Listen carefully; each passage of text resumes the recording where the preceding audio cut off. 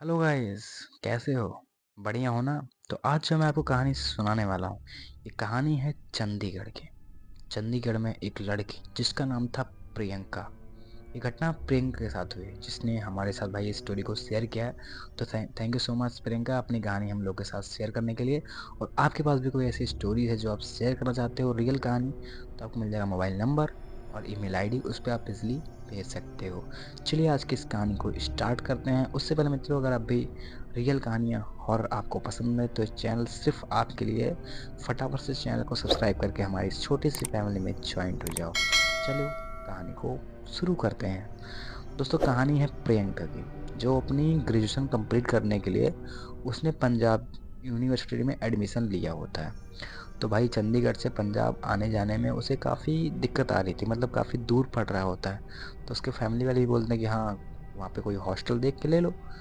तो वो भाई चंडीगढ़ में जाके एक हॉस्टल ले लेती है, पढ़ाई करने के लिए एक हॉस्टल लेती है, एक पीजी रेंट पे लेती है, जो सावित्री भाई फूले पीजी था, हॉस्टल था, जो काफ़ी हॉन्टेड है। आज के ज़माने में भाई वो हॉस्टल शायद एग्जिट नहीं करता, बट उस समय था। उस हॉस्टल में भाई इसको कमरा नंबर 205 मिल जाता है, जो बेसिकली थर्ड फ्लोर पे रहता है। एक बेसिकली 3 फ्लोर का कमरा मतलब रूम वो हॉस्टल होता है। फर्स्ट पे बच्चे रह रहे हैं, सेकंड पे बच्चे रह रहे हैं, बट जो थर्ड वाला था वो कुछ ऐसा था जिसको आप कुछ इस कहानी को आप सुनेंगे वो आपके होश उड़ा देगा। क्योंकि आती है भाई, रूम वूम लेती है, थर्ड फ्लोर पे 205 नंबर कमरा इसको अलॉट किया जाता है। थर्ड पे आती है, उसे भाई उसको बोलते हैं कि तुम्हारे कमरे में भी एक लड़की रहेगी। ये आती है तो देखती है भाई वो कमरा जो है वो पूरा जो फ्लोर ही है एकदम सन्नाटों से भरा हुआ है। उसे लगता है कि शाम के समय उसने चेक इन किया होता है, तो वो लगता है भाई क्या सब लोग लाइब्रेरी वगैरह गए, लग रहा है सब लोग सो भी गए होंगे इस टाइम, तो इसलिए सन्नाटा दिख रहा है। अगले दिन से क्या पता सब लोग दिखना स्टार्ट हो जाए। बट थर्ड फ्लोर पे उसे कोई भी नहीं दिखता। बेसिकली फर्स्ट सेकंड वाले पे भी उतने बच्चे उसको नहीं दिख रहे होते। जब वो कॉलेज आती है सबको बोलती है कि भाई मैंने वहाँ पे लिया है रूम, लिया मैं वहीं पे ले रूम। दोस्तों से बात करती है कि हाँ कहाँ रूम लिया, तो बोलती है कि हाँ सावित्री बाई फुले एक हॉस्टल है, उसी में मैंने रूम लिया। तो कई सारे जो दोस्त होते हैं उसकी उस चीज़ पे हंसने लगते हैं उसके बाद। क्या तूने कहाँ रूम ले लिया? वो जगह कितनी हॉन्टेड है, तू तू उसे पागल वगल तो नहीं, जिंदा अंदर रहना ना, अपना छोड़ दे रूम, ऐसा बोलते हैं। बट ये इन बातों पर बिलीव नहीं करती कि क्या फालतू में मजा लेने के लिए बोल रही होंगी, ऐसा सा कुछ होगा नहीं। ये बातों को नहीं मानती, इग्नोर करती है। तो रूम में आती है, एक दो दिन ही ये हुए थे इसको रूम पे, मतलब हॉस्टल लिए हुए। तो आती है, सोचती है मेरी रूम पे जो रहने वाली होती है वो आई क्यों नहीं। ये आती है, बैठती है, थोड़ा सा हॉस्टल को घूमने के लिए बाहर निकलती है। इसे भाई देखती है कि वो दिख जाए, बट धीरे धीरे घूम रही थी, पूरा सन्नाटे से पूरा हॉस्टल पसरा होता है। तभी से पीछे से किसी के चलने की आवाज़ें ही आ रही होती हैं, जैसे पीछे मुड़ती उससे पहले ही उसके कंधे पे कोई हाथ रख देता है। एकदम चौंक जाती है, पीछे मुड़ के देखती है, एक उसकी वार्डन, जो उस हॉस्टल की वार्डन होती हैं, वो अचानक से एकदम उसको क्रीपी स्माइल से देख रही होती हैं। पूछती हैं इस टाइम तुम यहाँ घूम कहाँ घूम रही हो? बोलती है अरे मैम बस हम लोग मतलब नींद नहीं आ रही थी तो थोड़ा सा बाहर भी देखने के लिए।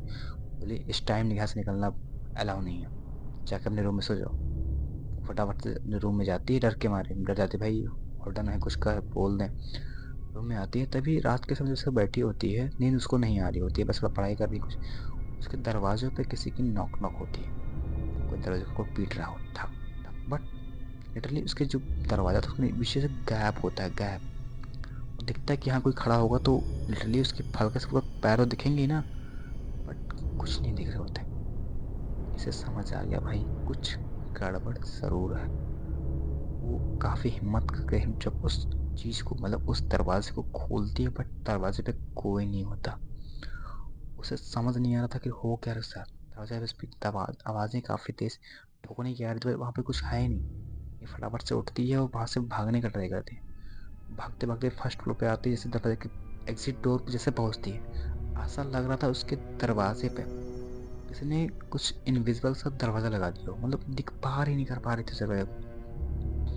तभी जस्ट उसके पीछे वो वार्डन आती है, बोलती है तुम इस दरवाजे को नहीं पार कर पाओगी। बोलती है वार्डन, अरे आपने ये क्या कर दिया, मुझे यहाँ से निकाल दीजिए, मुझे आपने ये हॉन्टेड हॉस्टल है मुझे बताया नहीं आपने। वो बस घबराई होती है। तो वार्डन बोलती है कि बेटा तुमको रूही रोक रही है। बोलती कौन रूही? बोलता रूही, जिस कमरे में तुम रह रही हो ना 205, उसका कमरा था।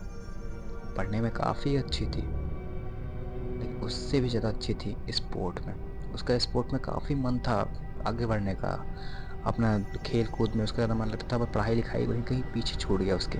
उसका मन सिर्फ पढ़ाई लिखाई में कर रहा था, पढ़ाई की लिखाई में नहीं कर रहा था, खेल कूद में कर रहा था। तो उसका मन था सिर्फ भाई मेरे को बस खेल कूद में आगे जाना है, पढ़ाई लिखाई पर ध्यान उसका हटता जा रहा था। बट उसके घर वाले उसको काफ़ी प्रेशराइज करते थे कि भाई ये पढ़ती नहीं है, ऐसा है, सिर्फ खेल कूद में मन लगा रहता है, खेल कूद में कुछ नहीं रखा। और उसको हमेशा डांटते रहते थे, काफ़ी टॉन्ट मारते थे कि यार तुमको पढ़ाई पे ध्यान देना है, ये खेल कूद में कुछ नहीं रखा, तुम इसमें मत जाओ, ये मत करो, वो मत करो, ये पढ़ो, ये बनो, ये बस इस पे बस रोब बोलते हैं, रोब करते थे उस पर कि तुमको यही करना है।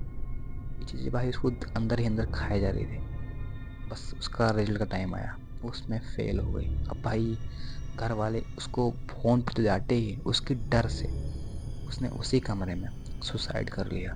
जिसके बाद लोगों का मानना है भाई उसकी आत्मा आज भी उसमें भटकती है। तो वो नहीं चाहती कोई भी लड़की प्रेशर में आके, घर वाले के प्रेशर में आके उनकी बातों को माने, अपने मन को दबा के रखे। तो भाई उसका मानना था कि जो लड़कियां भी, जो लड़के भी हैं, जो अपने मन से कुछ करना चाहते हैं वो खुद करें, और फालतू के घर में प्रेशर पे का के उनके मन का ना करें, जो उनको अच्छा लगे वो काम करें, उसमें आगे बढ़ें। तो भाई इन बातों को जैसे समझती है कि हाँ, उससे भी थोड़ा लगता है कि भाई लड़की अपने मन का नहीं कर पाई, इसलिए उसने आत्महत्या कर ली। अगर उसको स्पोर्ट्स में आगे जाने का मौका मिलता शायद कुछ अच्छा कर लेती वो आगे चल के। भाई प्रियंका बाहर जब निकलती है अचानक से वो इंस्पेक्टर सलवार हट जाती है, फटाफट से बाहर आती है। अब ना सब कुछ भाई उस रूम को तो चेंज ही कर लेती है, बट आगे चल के वो एक एनजीओ स्टार्ट करती है, जिसमें भाई वो लड़कियों को लड़कों को अपनी उनके फैमिली को प्रेशराइज से बचने के लिए कई सारे एनजीओ चलाती है कि भाई उन चीज़ों को समझाती है कि जो लड़की हैं, जो उनको जो पसंद है वही करना चाहिए। ऐसी मतलब बातें फैलाती है, जागरूकता करती है। तो ये थी कहानी प्रियंका की, जो उसके साथ हुई। बट हाँ, कहीं न कहीं ये रियलिटी भी है भाई, जिसको जो पसंद है वही करना चाहिए, उस पे आप प्रेशर नहीं डालना चाहिए, क्योंकि क्या पता किसी की ज़िंदगी आपकी वजह से चली जाए तो। दोस्तों ये थी कहानी प्रियंका की। आपके पास कोई ऐसी हॉरर स्टोरीज़ हैं जो आप शेयर करना चाहते हो, तो ऑलरेडी आपको मैंने बता दिया, ईमेल मिल गया है, मोबाइल नंबर मिल गया है, उस पर आप इज़िली भेज सकते हो। मिलते हैं अगली कहानी में, तब तक के लिए धन्यवाद। जय श्री राम।